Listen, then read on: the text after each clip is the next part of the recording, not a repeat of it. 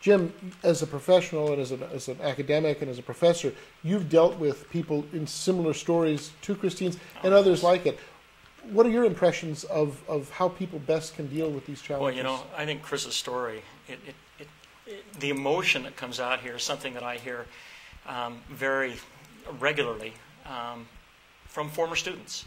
I've been at Notre Dame for 20 years now, and as I listen to your story, boy, it just resonates. There's so many stories to tell, so many experiences I've had. And Chris, when you said I'm a Notre Dame graduate, I should be successful. There's that pressure to succeed. And yet I get those phone calls from students that say, I've lost my job. For one reason or another, I've lost my job. And you can feel the terror, the panic, especially from those people that identify and get their personal identity from that job. When they lose that job, a part of themselves, their self-esteem and who they are dies.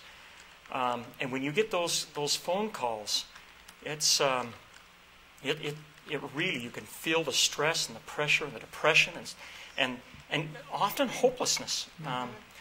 About a year ago, I received a phone call from a student, a former student, who worked for a major corporation, a Fortune 500 company, very successful in that company, but we call it downsizing. The company called it right-sizing. Either way, he was out and out of a job, and he'd been on this job for many, many years and very successful at it, but there he is out of a job now.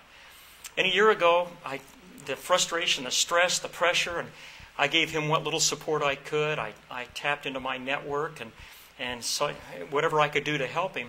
And I didn't hear from him for a long while. And I thought, well, problem resolved. He called me just last month, a year later now, and said, he says, it's been the greatest opportunity in the world. He turned the problem into an opportunity. He said it was a very tough year, but during that year, he learned to let go and let God and come to terms with his situation and change his perspective completely. And he completely changed the way he looked for work, what he wanted to do. He had optimism and hope. Rather than taking one job, he was taking 4 jobs and cobbling jobs together. But he had a sense of freedom and hope. But for him, he was 2 different people. He was in control now. He was finding his authentic self. And he said, all those years on that Fortune 500, he said, I was making great money. I was so proud to be able to say I worked with this company. He said, but now, now I know who I am, and I'm so much better aligned with who I am and what God wants from me.